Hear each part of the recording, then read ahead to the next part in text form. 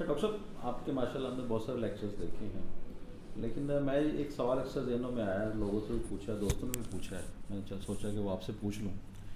وہ ڈاکٹر صاحب یہ ہے کہ ایک بندہ ہے، وہ اب کیسے ویز اینڈ مینز ہیں کہ وہ اپنا ٹیلنٹ ڈسکور کر سکے کہ اس کے اندر اللہ تعالیٰ نے کیا صلاحیت اس کو دی ہے، اور ایسے کون سے ویز اینڈ مینز ہے کہ وہ اپنا پیشن جو ہے وہ بھی ڈسکور کر سکے، اس کے اندر پیشن کیا ہے، اس کے بارے میں کچھ بتائیں گے؟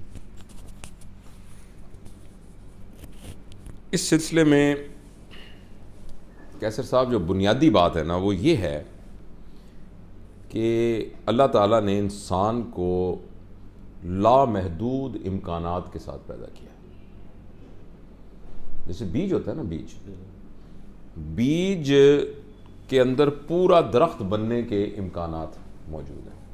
باقی جتنے بھی انسان کے علاوہ ذی روح یہاں ہیں نا، ان میں اور انسان میں یہ فرق ہے کہ باقی سارے کے سارے اپنی جبلتوں کی بنیاد پر، جبلت کی بنیاد کے اوپر زندگی گزارتے ہیں. یعنی جو انہوں نے بننا ہے وہ ڈٹرمنڈ ہے، وہ بننا ہے،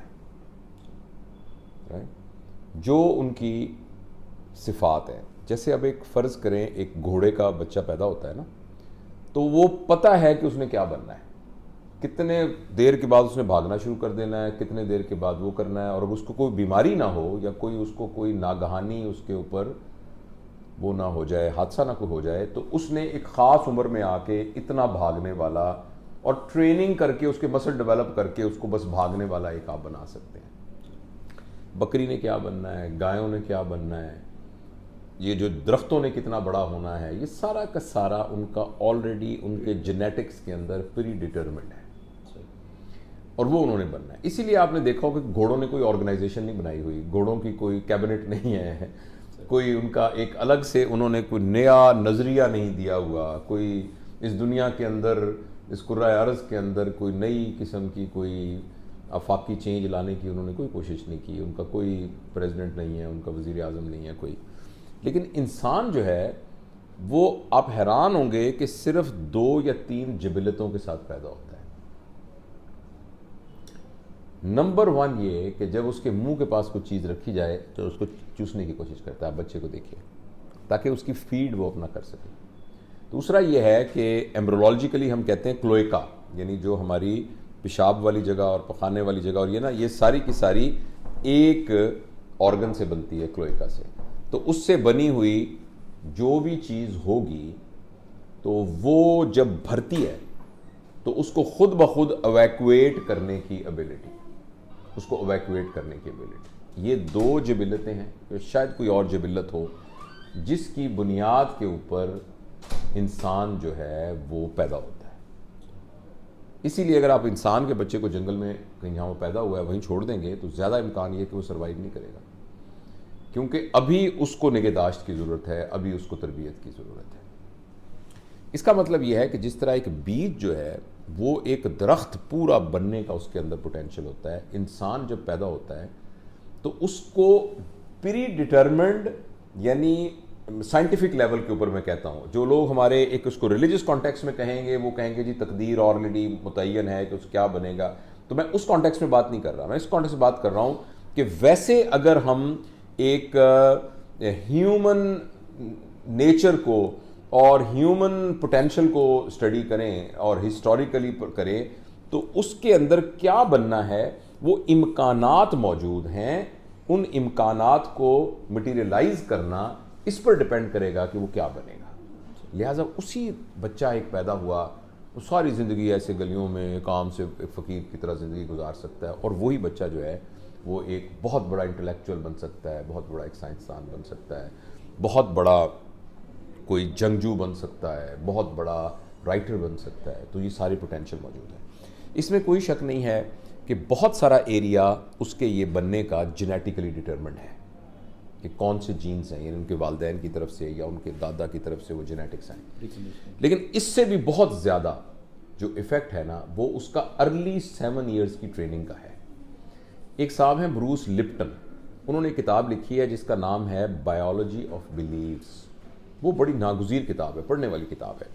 اس میں انہوں نے، اور وہ جینیٹکس کے پروفیسر ہیں، تو انہوں نے یہ بتایا ہے کہ جینیٹکس کے ساتھ ساتھ ایپی جینیٹکس جو ہیں وہ بہت زیادہ اہم رول پلے کرتی ہیں. یعنی جینز کے اندر تو ایک خاص خاصیت موجود ہے، لیکن کیا وہ ایکسپریس ہوں گی کہ نہیں ہوں گی، اس کا تعلق یہ ہے کہ اس کو کس انوائرمنٹ میں رکھا جاتا ہے. انہوں نے باڈی کے سیلز لیے اور ان کو ایک جگہ پر ان کو کلچر کیا، دوسری جگہ دوسرے کلچر کیا. اس کلچر میڈیم کو ہیلدی کلچر میڈیم ڈالا اور ادھر نان ہیلدی کلچر میں نا، تو یہ بالکل کچھ اور بن گیا اور یہ کچھ اور بن گیا، حالانکہ دونوں کی جینیٹکس ایک تھی. تو اسی کو ہم ایک ایکسٹرا پلاٹ کریں تو ہم یہ دیکھتے ہیں کہ انسان کو پیدا ہونے کے بعد جس قسم کا انوائرمنٹ ملتا ہے، خاص طور پر پہلے 7 سال کی عمر میں، اس کے اندر کافی حد تک ڈٹرمن ہو جاتا ہے کہ اس کی صلاحیتوں کی ڈائریکشن کیا ہوگی. اب یہ بات سوچ کے بھی طبیعت ایک دم دکھی ہو جاتی ہے کہ یعنی جب آپ پیدا ہونے لگے تھے تو جینیٹکس پہ آپ کا کنٹرول نہیں تھا، اور یہ اکثر لوگوں کو بات اس وقت سمجھ آ جاتی ہے جب ان کی عمر 7 سال سے گزر چکی ہوتی ہے، اور پیرنٹس کو تو پتہ بھی نہیں ہوتا. اس لیے میں اب ایک باقاعدہ لانچ کر رہا ہوں ایک پروگرام جس میں پیرنٹنگ، اور وہ اسکول کے لڑکوں اور اسکول کی لڑکیوں سے انشاءاللہ شروع کروں گا، یا ٹین ایجر لوگوں سے جو پوٹینشیل پیرنٹس ہیں، کہ بیسیکلی ہم نے اپنے بچوں کی تربیت کیسے کرنی ہے. اچھا، اس 7 سال کی تربیت کے دوران ان کے اندر ان کے ٹرینڈز ڈیولپ ہو جاتے ہیں، اور آگے 7 سال کے بعد وہ جو بنے ہوئے ٹرینڈز کی طور پر ہی آگے چلتے جاتے ہیں. اچھا، 90% اس طرح ہوتا ہے، لیکن پھر بھی ایک اللہ تعالیٰ نے کرم کیا ہے کہ 5% کی ایک ونڈو موجود ہے.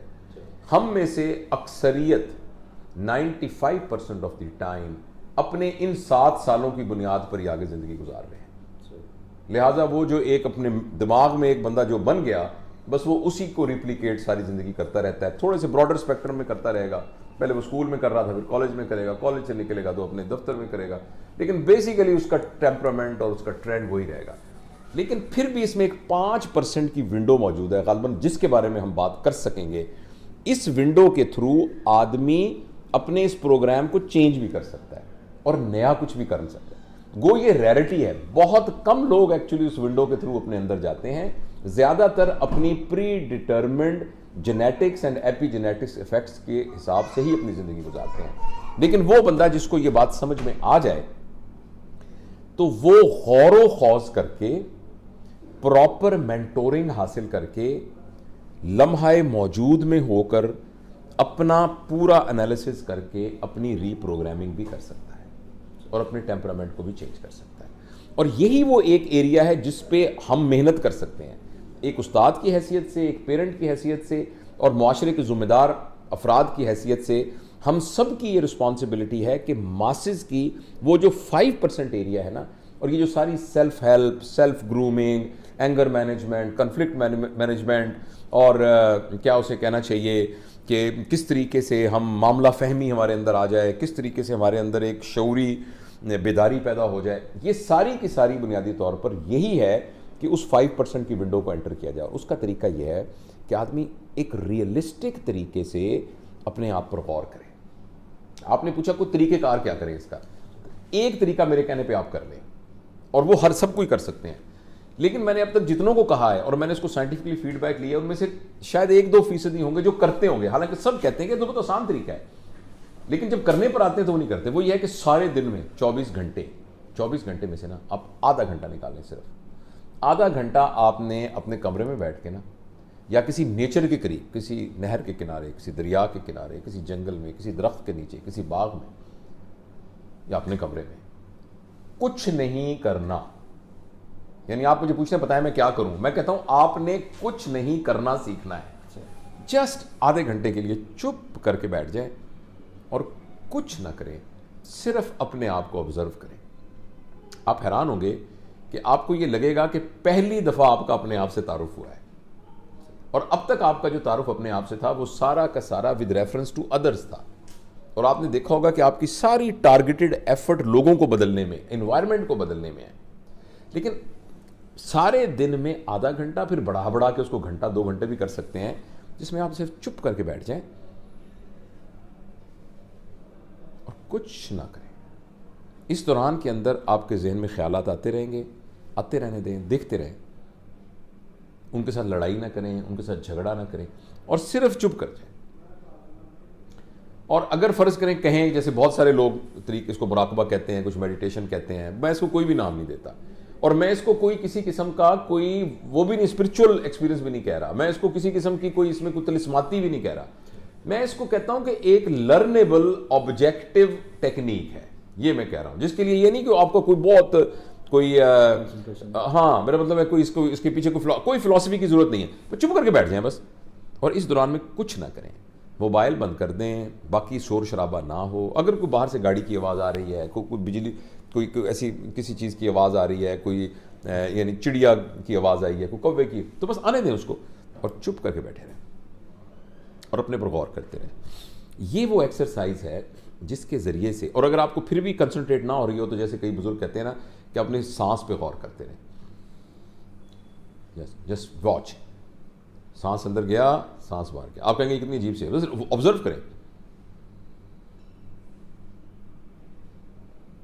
جب اپنی سانس کی اور سانس ہی زندگی ہے بیسیکلی, اور سانس وہ ڈوری ہے جس کے ذریعے زندگی بندھی ہوئی ہے, تو آپ جب سانس کے اوپر تھوڑا سا غور کرنے لگ جائیں تو تھوڑی دیر بعد نا آپ اپنے اندر ایک بہت زیادہ کامنس محسوس کریں گے, اور اس کامنس کے اندر آپ کو اپنے آپ کا جائزہ لینے کا موقع ملے گا, اور اس جائزے کے اندر آپ کی ایک ریئلسٹک انڈرسٹینڈنگ اپنے بارے میں ڈیولپ ہوگی, اپنی ریئلسٹک انڈرسٹینڈنگ ڈیولپ ہوگی. یہ پہلا سٹیپ ہے بنیادی طور پر اس طرح کی کسی ایکسرسائز کرنے کا. جو آپ نے بات کی نا پیشن, یہ بہت زیادہ میڈیا نے اور فلموں نے اور اس طرح کی چیزوں نے اس کو نا ڈسٹارٹ کر دیا ہے, یہ پیشن والے لفظ کو. ہم کہتے ہیں میرا پیشن ہے, میں نے یہ کرنا ہے. اچھا, یہ بہت دفعہ ہم بیوقوفی میں کہہ رہے ہوتے ہیں, ہمیں خود بھی نہیں پتا ہوتا ہمارا پیشن ہے بھی کہ نہیں ہے, یہ ہمیں پتہ بھی نہیں ہوتا. اور یہ کافی, اور یہ جو بات سارے کہتے ہیں نا جو من میں آئے جو کرو, جو دل میں آئے وہ کرو, میرا نہیں خیال کہ یہ بات بالکل ٹھیک ہے, اس لیے کہ آپ اپنے دل پہ ٹرسٹ ہی نہیں کر سکتے. آپ کا من جو کہہ رہا ہے وہ ٹھیک کہہ بھی رہا ہے کہ نہیں کہہ رہا, آپ اس پہ کیسے ٹرسٹ کر سکتے ہیں. اس لیے میں اس نہیں کہتا کہ جو پیشن میں آئے وہ کرنا چاہیے, نہیں, آپ جو پیشن میں آئے کرنا چاہیے, بشرطے کہ آپ نے اس کا آبجیکٹو انالیسس کر کے دیکھ لیا کہ جو کچھ کرنے جا رہے ہیں وہ کر بھی سکتے ہیں کہ نہیں. اب آپ کا پیشن کہتا ہے کہ میں نے ایک فلمی اداکار بننا ہے, لیکن آپ خود دیکھیں آپ کے اندر اس کا ٹیلنٹ ہے کہ نہیں, آپ کے پاس اس کے ریسورسز ہیں کہ نہیں. یہ جو ایک ہے نا کہ کسی طلسماتی معجزے کا انتظار کرنا کہ چونکہ میرا پیشن ہے تو وہ خود بخود ہو جائے گا, یہ کوئی بہت کبھی کبھی ہو بھی جاتا ہوگا, کبھی آپ سٹوری سنتے ہوں گے, کبھی کبھی ہو بھی جاتا ہوگا, but these are exceptions, these are not rules, these are not rules, these are exceptions. تو اس لیے جو جنرلائزڈ بات ہے نا اس سلسلے میں یہ ہے کہ یہ جذباتی ہو کے نہیں کرنا چاہیے. آرام سے دیکھیں کہ آپ کی ایبلٹیز کتنی ہیں. نمبر 2, اگر کم ہیں تو ان کو کیسے بڑھایا جا سکتا ہے. نمبر 3, کون کون سے لوگ ہیں جن سے مدد لی جا سکتی ہے, یعنی مینٹورنگ کے لیے مینٹور ہونا بہت ضروری ہے. کوئی آپ کا ایسا کوئی ایسا ہو نا, وہ کہنا ایک شعر ہے کہ کوئی ایسا اہل دل ہو کہ فسانہ محبت میں اسے سنا کے روؤں وہ مجھے سنا کے روئے. یہ مینٹور کی ایک طرح جس کے سامنے آپ کھول دیں اپنا آپ, تو آپ کے مینٹرز ہونے چاہیے. ان مینٹرز کو لے کے آپ اپنی پوٹینشلز کو غور کریں, اس کو دیکھیں اور ایک پریکٹیکل لایا عمل زندگی گزارنے کے لیے بنائیں. تو یہ کچھ بکھرے سے خیالات ہیں جو میں آپ کے ساتھ شیئر کرنا چاہتا ہوں. بہت شکریہ. Thank you.